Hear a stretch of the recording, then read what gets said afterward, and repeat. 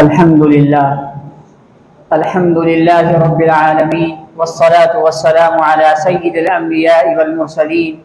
وعلى آله وأصحابه أجمعين أما بعد فقد قال الله تبارك وتعالى في كلام المجيد يا أيها الذين آمنوا قوا أنفسكم وأهليكم نارا وقودها الناس والحجارة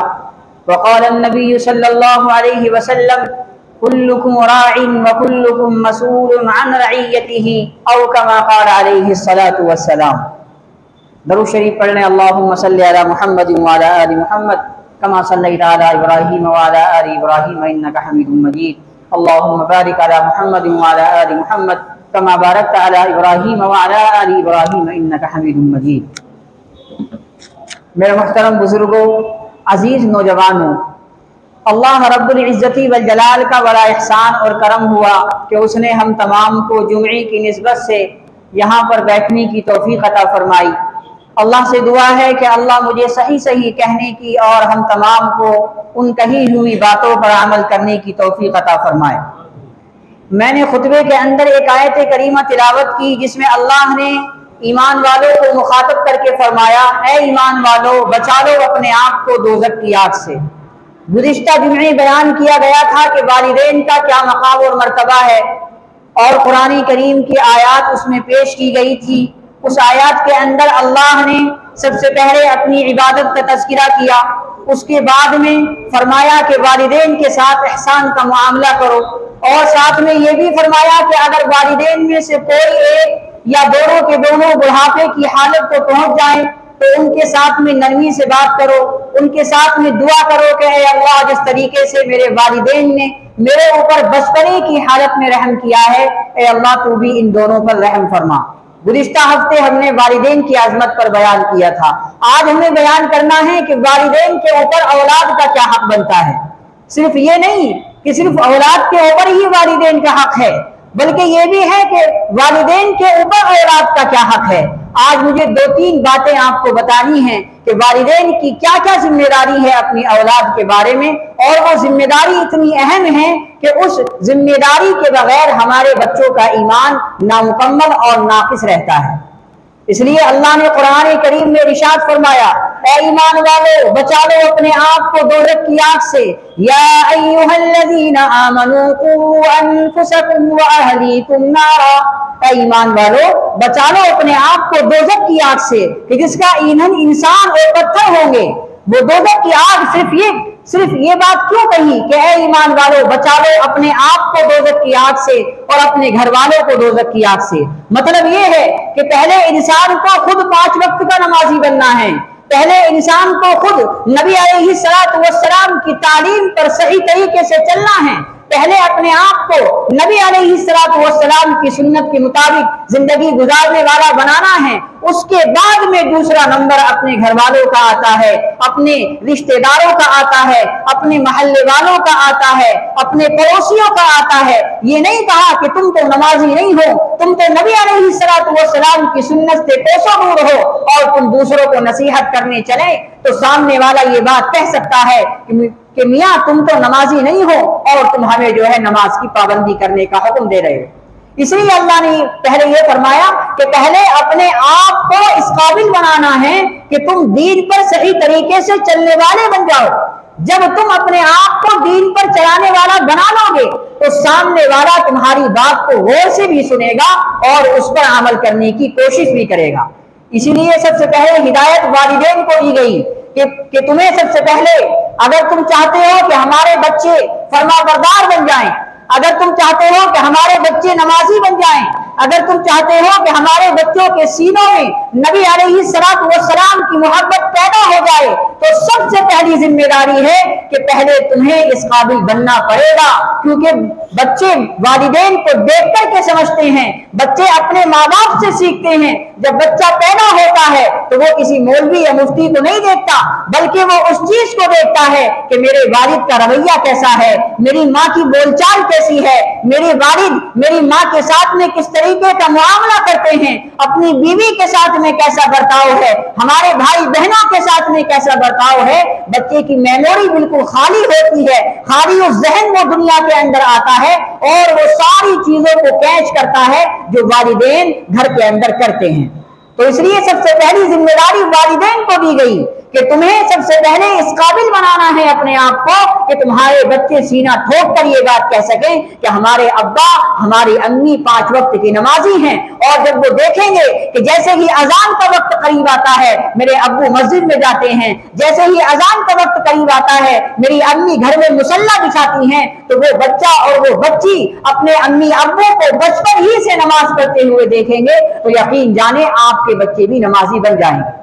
اس لیے اللہ نے قرآن میں فرمایا کہ پہلے اپنے آپ کو دوزخ کی آگ سے بچانا ہے اور دوسرے نمبر پر اپنے گھر والوں کو دوزخ کی آگ سے بچانا ہے۔ اسی طرح سے نبی کریم صلی اللہ علیہ وسلم نے ارشاد فرمایا کلکم راعٍ وکلکم مسئول عن رعیتہ، تم میں سے ہر ایک ذمہ دار ہے اور کل قیامت کے دن اس سے اس کی ذمہ داری کے بارے میں پوچھا جائے گا۔ راعٍ یہ لفظ عربی کا ہے، اس کے معنی آتے ہیں چرواہے کے۔ جس طریقے سے ایک چرواہے کے اندر میں 100 150 200 بکریاں چرتی ہیں، اگر کسی ایک بکری کو کوئی جانور کھا جائے یا کوئی بکری کھو جائے تو مالک چرواہے سے پوچھتا ہے کہ میں نے تم کو اپنی بکریوں کی ذمہ داری دی تھی۔ اس لیے اللہ کے نبی علیہ السلام نے راعٍ کا ترجمہ اس لیے کیا کہ تم میں سے ہر ایک ذمہ دار ہے، یعنی تم میں سے ہر ایک چرواہا ہے، تم میں سے ہر ایک ذمہ دار ہے، اور تم میں سے قیامت کے دن ہر ایک سے اس کی ذمہ داری کے بارے میں پوچھا جائے گا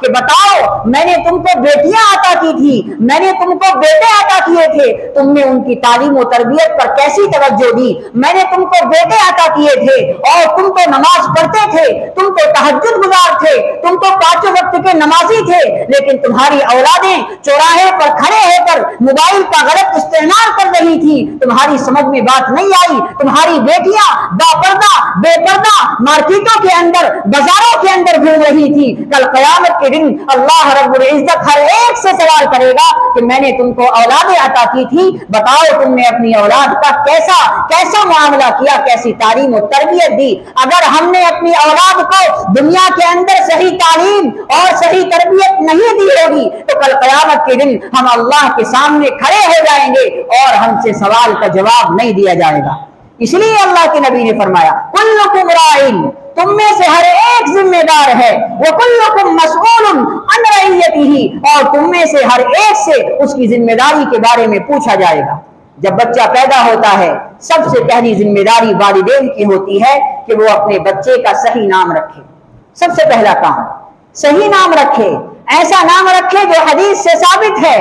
ایسا نام رکھے جس کے معنی اور مفہوم صحیح ہو، کیونکہ حدیث مبارکہ میں یہ بات موجود ہے کہ نام کا اثر بچے کے جسم پر ضرور پڑتا ہے، چاہے 10% پڑے، چاہے 20% پڑے، کسی بچے پر 100% بھی پڑتا ہے، لیکن حضور نے فرمایا کہ نام اگر تمہارے بچے کا اچھا ہوگا، نیک اور صالح ہوگا، بہترین نام ہوگا، تو اس نام کا اثر تمہارے بچے کے جسم پر ضرور پڑے گا۔ تو سب سے پہلی ذمہ داری یہ ہے کہ ہمیں اپنے بچے کا نام معنی کے اعتبار سے، مفہوم کے اعتبار سے صحیح رکھنا ہے۔ کل قیامت کے دن جب لوگوں کو بلایا جائے گا تو اس کے نام سے پکارا جائے گا، فلاں بن فلاں یہاں پر آ جاؤ، فلاں جس کا ابا کا نام یہ ہے، جس کی امی کا نام یہ ہے، وہ ہمارے دربار میں آ جاؤ۔ اگر ہم نے صحیح نام رکھا ہوگا تو صحیح نام رکھنے کی وجہ سے اللہ رب العزت ہمارے بچوں پر رحم کرے گا کہ اس کے والدین نے اس کا نام عبد الرحمن رکھا ہے،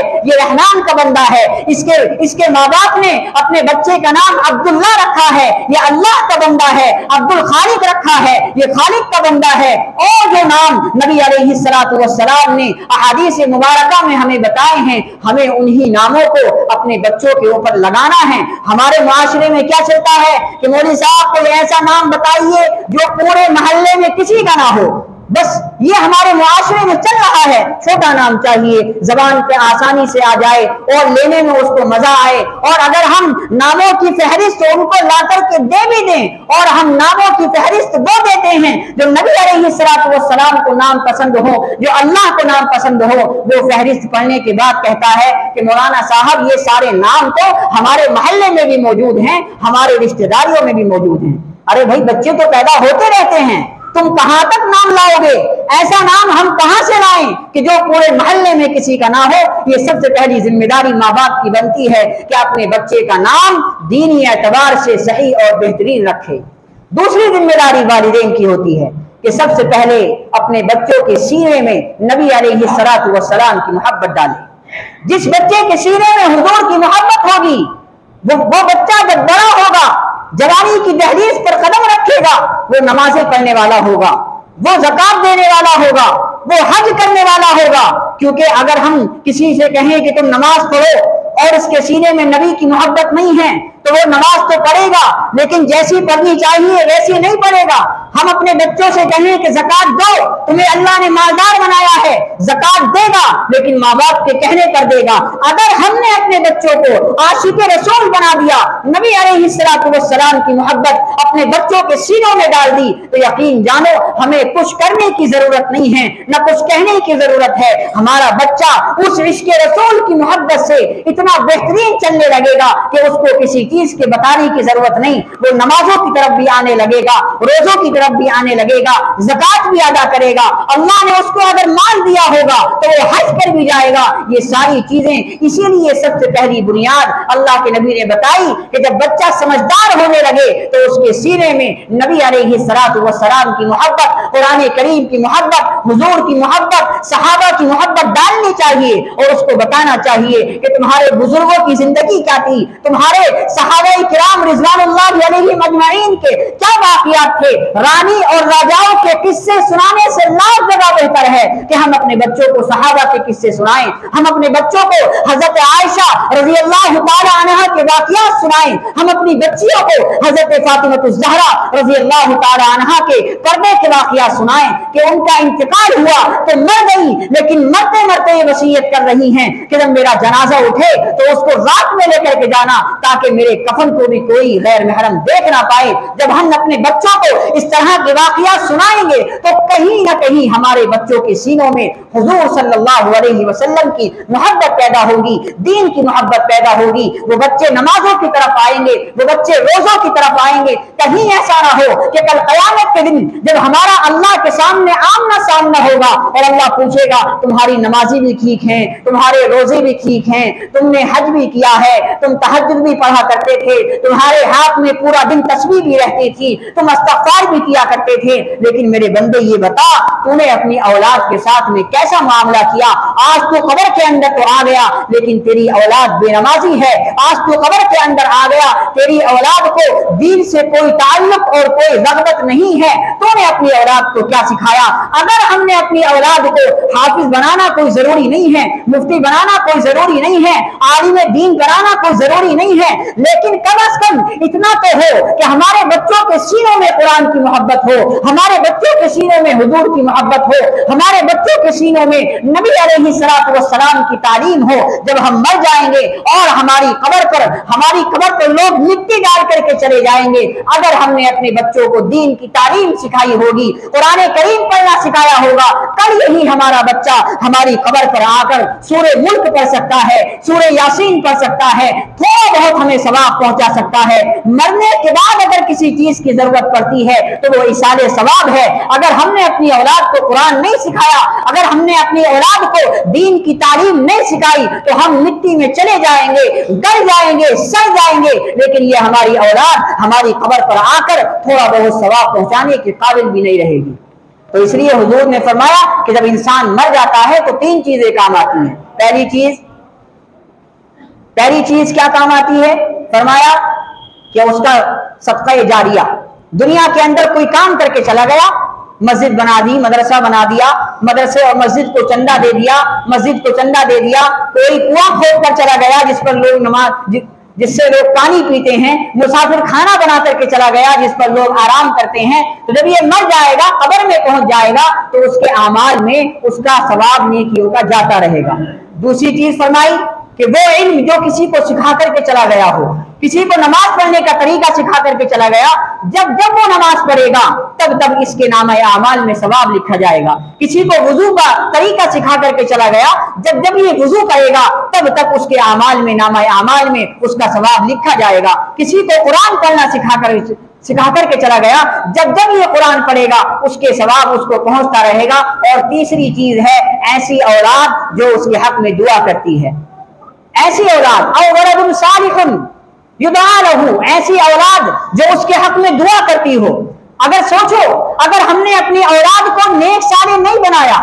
अगर हमने अपनी औलाद को जायदाद तो दी, हमने अपनी औलाद को जमीन दी, बंगला दिया, गाड़ी दिया, मरते मरते मर रहे हैं, मौत का वक्त करीब है और जहन में सोच रहे हैं कि मैंने अपने बच्चों के लिए कुछ नहीं किया, दुनिया ने तो उसके लिए जायदाद ले दी, मेरे बच्चों के पास जायदाद नहीं है। मैं ये नहीं कहता कि बच्चों को जायदाद नहीं देनी चाहिए, ये भी एक दीन का, ये भी एक दुनिया का तकाजा है, लेकिन उससे ज्यादा चीज जो हमें सोचनी है वो ये है कि मैं तो कब्र में जा रहा हूं, मेरे बच्चों के सीने में हुजूर की मोहब्बत है या नहीं है, मेरे बच्चों के सीने में कुरान की तालीम है या नहीं है। कल मैं मर जाऊंगा, ये बच्चा दूसरों को बुला करके कुरान खानी कराएगा, दूसरों को बुला करके, इसलिए कि इससे कुरान पढ़ना नहीं आता, इसलिए दूसरों का मुहताज है। याद रखो, जिसका बाप मरता है,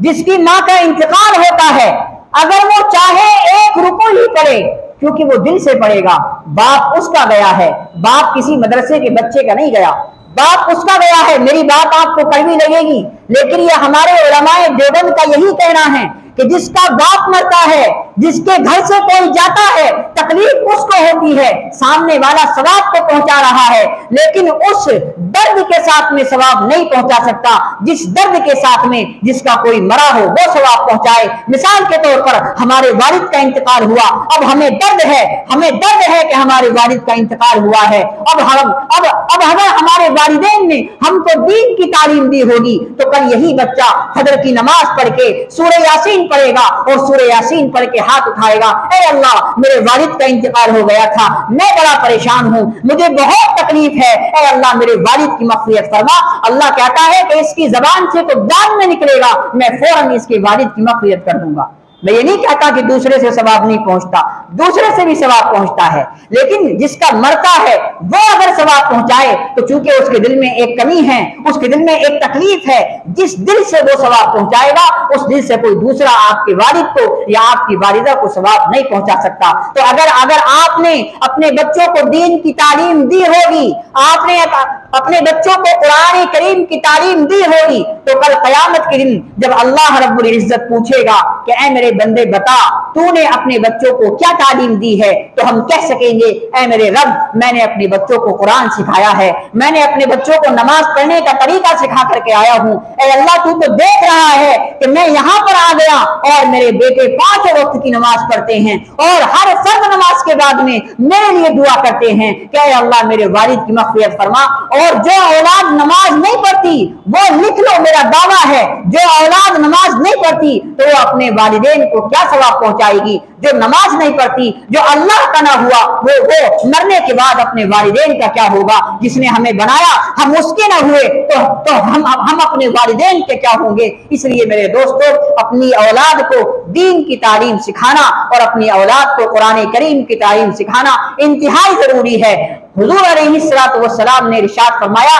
कि जब किसी का इंतकाल होता है और अगर वो अपने बच्चों को दीन की तालीम पहुंचा करके नहीं गया, उसने अपने बच्चों के सीने में दुनिया ही डाल दी कि वो वाला प्लॉट खरीदना है, वो वाला बंगला खरीदना है, और जब ये मैदान महशर में पहुंचेगा कल क़यामत के दिन यही बच्चे जिसके लिए ये मरता था कि मेरे बच्चों के पास प्लॉट आ जाए, कल क़यामत के दिन यही बच्चे अपने वालिद का गिरहबान पकड़ लेंगे और कहेंगे ऐ मेरे अब्बा तुम मुझे ये बताओ कि तुमने हमारे सीनों में हुजूर की मोहब्बत क्यों नहीं डाली। कल क़यामत के दिन जब ये बच्चे अपने बाप का गिरहबान पकड़ेंगे तो बाप के अंदर हिम्मत नहीं होगी कि वो अपने बच्चों को कोई जवाब दे सके। इसलिए अल्लाह ने कुरान में फरमाया या अय्युहल्लज़ीना आमनू कू अनफुसकुम व अहलीकुम नारा, ऐ ईमान वालों बचा लो अपने आप को भी दोज़ख की आग से और अपने घर वालों को भी दोज़ख की आग से। अल्लाह से दुआ है कि अल्लाह तबारक व तआला हमें अपनी औलाद की सही तरीके से तरबियत करने की तौफीक अता फरमाए और जो कहा गया है उन बातों पर अमल करने की तौफीक अता फरमाए।